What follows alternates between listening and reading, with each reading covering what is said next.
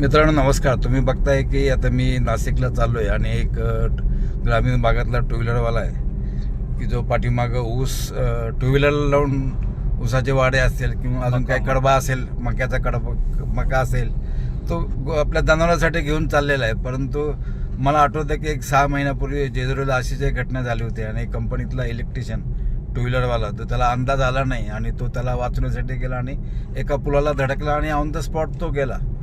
तर हे जे देखील येत आहे, पुढून देखील येत आहे, तर पुढून देखील आहे की हा जो प्रकार आहे की दोन्ही साईडनी लोक येत आहेत आणि यामुळं